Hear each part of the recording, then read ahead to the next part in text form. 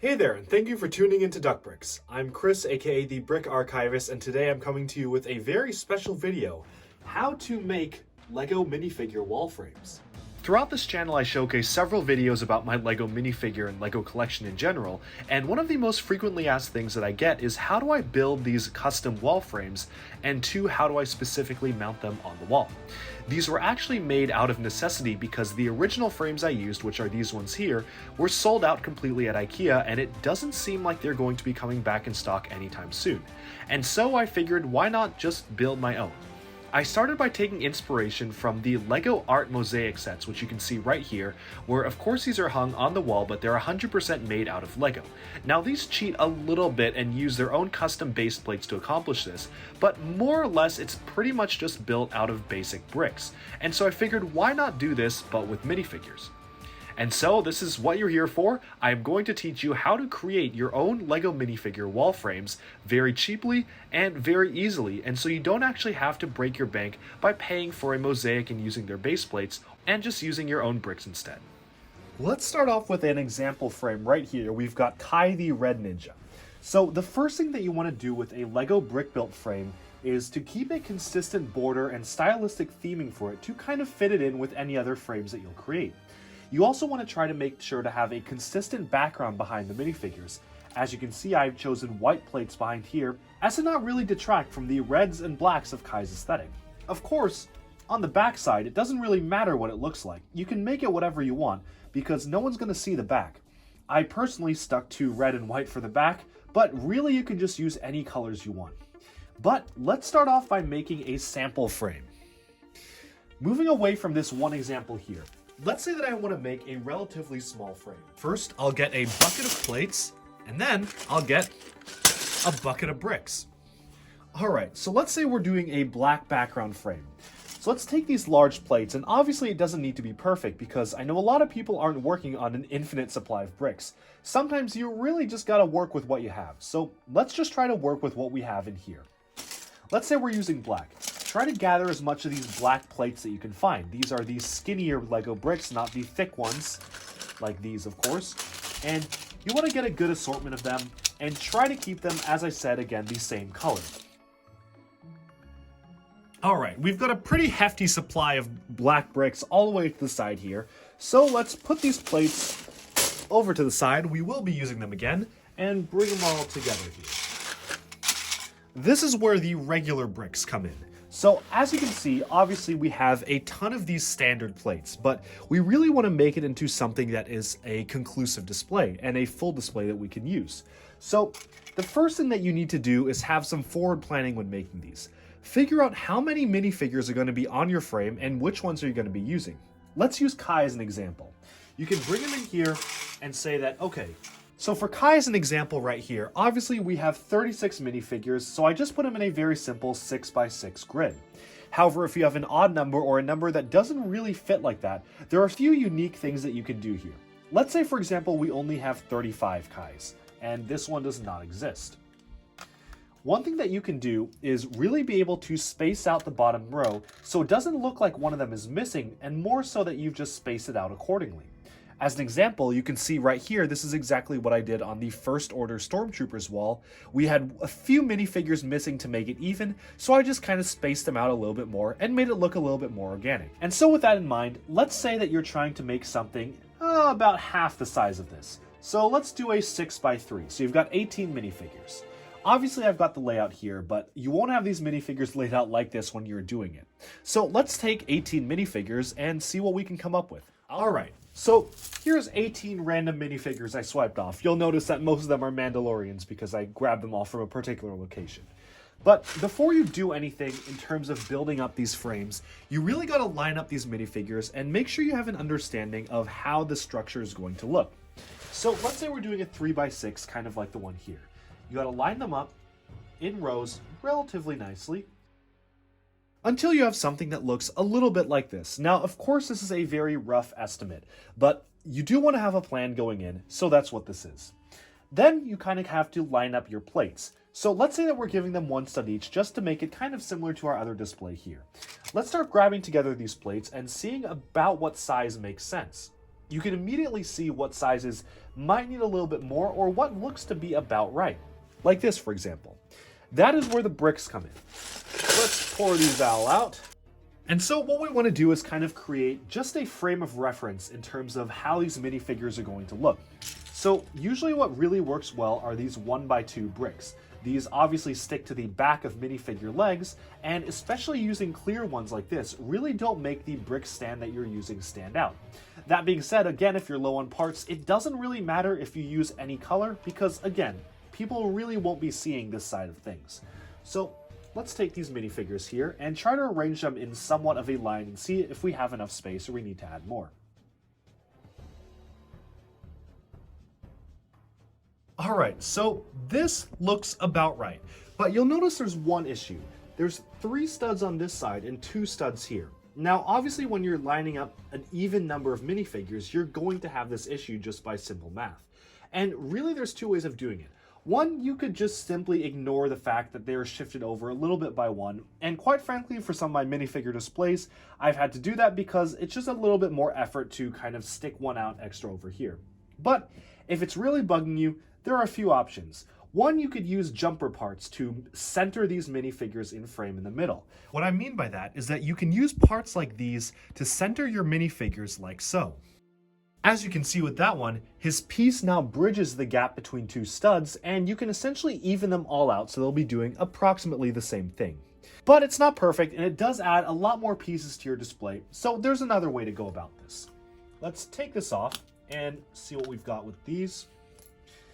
The easiest way to do this, and while it does add some more parts, you don't need a ton of jumpers at all to do it, is to just simply take a plate that is 1 by some other length and just use it when you're making your build. So let's take these minifigures off for simplicity. And now you know that this is approximately the right size that you need, plus 1 stud on this side or on that side. So what we do is we get our plates back. And you'll notice that, okay, I found one that works right here. So obviously you're going to need a few more of these, but what you can do is you can just kind of line them up. And with this, you can kind of form a grid based on how your minifigures are going to sit. You'll notice that I don't want to put minifigures right along the edges, and you'll see that in a second, but their hands will actually not be able to fit if you put them right up to the edge.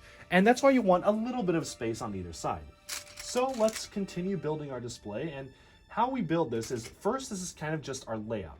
We lay out different parts, and we kind of figure out what is a perfect way that we can do this. All right, let's say we're happy with this general structure. And to add an extra note for minifigure height, obviously the other thing you want to do is measure how high they will be in relation to each other. While this is by no means a fixed guide, a generally good size, and for example, the one that I've used on this frame right here is allowing 6 studs in between each minifigure. So that means from the bottom of their legs, there's 1, 2, 3, 4, 5, 6, coming up to the very bottom of this one right here. And usually this is a generally pretty good guide in terms of minifigure spacing, and as you can see on this one, it doesn't look like they are either too squished or too far apart either. The other interesting thing is that if minifigures are super tall or have extra long back accessories, like this one for example, you don't need to radically change your scale and get a lot more plates to lengthen the height. Just simply make them stick out a little bit more than the other minifigures, and that piece will just go above the other one above it. So that's a pretty easy way to do that. Going back to this, let's say that we're happy with this general layout for the display. Now this is where the bricks come in full force. What we want to do is first kind of go around the back and layer up a ton of bricks to make this a pretty cohesive model. Obviously, if you're working with a base plate, this is a lot easier, but since a lot of people will be working from just their regular parts and bricks and pieces lying around, this is probably the best way to do things. So we can start by taking these 2 and saying, okay, let's find a brick here, like say this one, which will kind of connect these pretty well. And again, it doesn't need to look perfect, it just needs to stick together. We need to attach this one, and we don't want that to come off, so let's just get a variety of bricks until we're pretty happy with it. And the other thing that you need to keep in mind is that this will be a visible edge on your model. So any brick that you attach to the edges will actually need to be in whatever color you want your stand to be. Let's use red as an example, since we've been doing red this whole time anyways. And The good thing that you can do here is just kind of layer these bricks like so in order to kind of still stick the part together, but keep that main color alongside the edge. So here's where you build your border of going along the edges of it in, let's say, red. And let's say, for example, I were to finish this and go all the way around. But then let's just start by kind of sticking all of these pieces together in one.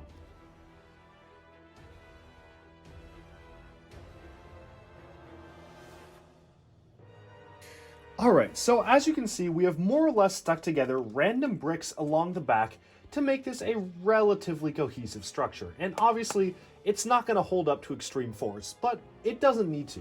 And obviously, this is really up to you. You can just add more and more bricks to continue to stabilize the structure. Like, for example, this area looks a little bit weak, so you can just add some more bricks. And again, it doesn't matter what color they are. Just use whatever you have lying around. And anyone can just do this. So let's say we have a good structure and I didn't have enough red bricks in this bin, but theoretically just imagine that this is completely covered with red bricks all the way around. And the one thing about this is that you really want to use the bricks to your advantage. So use longer bricks to connect two different parts where they could be potentially a weak point in the model otherwise. So let's say that this is generally pretty covered in terms of red all around. Then you're ready to start working on the front. You saw earlier how we left multiple spaces open for the minifigure's arms to not get in the way. The next step here is to create a full border going around your thing. And again, you can use whatever parts you have on hand, but it's nicer if the color is pretty consistent. I don't have color consistent parts in this bin, so I'm just going to use random colors for now, just to get the point across in terms of what kind of shape you want to be making here. Alright, well now you can see I've made this pretty basic frame, and depending on how many bricks you need or have, you can either choose to make it stick out one more brick off, and of course this is up to you, but I would actually suggest going at least one more time around with bricks, because this not only helps with the design and look of it. As you can see, the minifigures are pretty flush against the rim on this one, and it really borders the minifigures better, but it also gives you a much stronger structure. By layering these bricks in different locations than you did before, you can actually tighten together all the bricks you have on this model and tighten the structure up as a whole. So let's just go around one more time and do that. Alright, so let's say we're happy with this general design. You can see it's a lot stronger than the plates were originally, and of course it's not going to really hold up under strong pressure, but this is pretty strong, and you can see how this can mount pretty easily on a wall and not fall apart anytime soon. So once you've got this, now this is where the fun begins. Take your minifigures, and you can see that we were using, again, the 1x2 bricks, and this is really where you can just kind of place them in. A quick tip for minifigures with capes. Some capes are very rare, and putting a brick behind here can often cause them to kind of crease a bit. So if you don't want your minifigure capes to crease, just use 2x2 plates, which naturally stick to these studs. So this one, for example, I can place them on a 2x2 plate and just kind of wedge that plate in between the existing bricks. And you can see it's as strong as just placing them on a brick would be. So for these Mandalorian figures, the capes creasing isn't too big of a problem since they're very thin and pretty flexible, but for other minifigures who have the older style of cape, which is a lot more plasticky and creased, this is actually going to be a huge help in preventing these capes from getting creased, which you can kind of see on my Lord of the Rings display right here. Alright, so now that we have generally laid out all of our minifigures, you can see it fits pretty nicely, and obviously this color would be very solid, but just pretending it's solid, there's just a few more steps to make this look really good. You'll notice that around here, I've gotten the smooth tiling here and then some studs in the corners to kind of show the Lego-ness of it. This is actually something I borrowed from the Lego art mosaics. They have the flat tiles all along the sides and then just 3 studs showing in the corners. Obviously, this is very easy to replicate. You can just do this by getting more and more plates and by taking the ones that are these kind of corner pieces right here. And putting these in the corners will help to even further tighten up the strength of your display. So putting these ones in the corners, and obviously again, for this one, we're not caring about color, just to show an example. You can put all them in corners, and then you just gotta find the tiling pieces to smooth out these studs over here. Because having a studded display looks a lot worse than having just a smooth tiled display right here. But of course, this is very, very subjective, up to you and up to your own design. Let's take our display over here and show you the most important part of this. How do you actually wall mount this? Your first alternative is to use a custom new piece that LEGO just recently came out with for their art sets, and that is this Mosaic hanging piece. A tip or trick, if you already have even just one Mosaic set, they come with 2 of these, but you really only need one to hang it, so you could potentially use the other one for your other needs or desires. But very simple to use this piece. You just stick it into Technic holes and come up with some sort of Technic bar near the top of your display, and you can see the screw will fit very nicely within the center here, like so. You can see now this frame is sitting very, very nicely on that screw. It's not going to come off even with just one. As long as you align it pretty nicely, it's not going to wiggle as long as it's centered. But there's another and easier way to do this if you don't want to buy that new piece or get any of the new LEGO art sets. So obviously not everyone has that wall mount piece or is willing to buy it from Bricks and Pieces. But don't worry, there's actually a much simpler way to do it, and one that works just as well. So turning this around, you'll see my back structure right here. And one thing that you'll notice is that I've left a lot of empty space in here. And the same kind of goes for this display right here. When you're actually building this, try not to place your bricks too close to the top and leave some empty space near the top like so. You'll notice that me taking this brick off really did nothing to the structure because it's already tied in really well with these bricks right here. So it doesn't really matter if you remove some bricks from the top, just leave this space open. The next thing you're going to need is a Technic brick of any sort. You can see this kind of Technic brick right here, as well as this 1x4 piece, which is a very thin plate. You stick that on top of the Technic brick and you've got something that looks a little bit like this. Then you're going to need just a few more very simple Technic pieces. These are very, very easy to obtain Technic pieces, and you don't even need these specific ones, just anything that can kind of approximate this shape. If you take these regular Technic axles and plug them into this piece here, you can get what is essentially our wall mount frame right here. The way this works is that this frame will go in like this, and we'll put a screw through this hole that won't damage it. Just get a size of screw that won't damage a LEGO piece if you care about that. And really how this works is that once you screw this in, these plates will attach onto the back of this, and it'll actually work really well and hold really tightly because the strength of your force is going to be pushing down this way and not falling outwards, which would actually cause it to fall.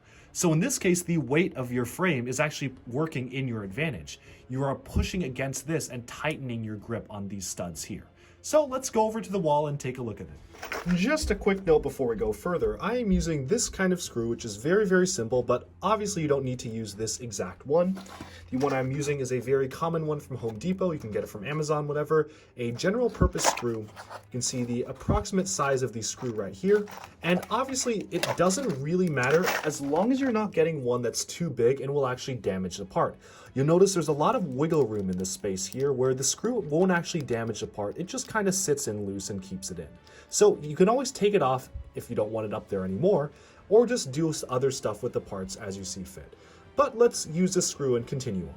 So let's fast forward to this screwed into the wall here.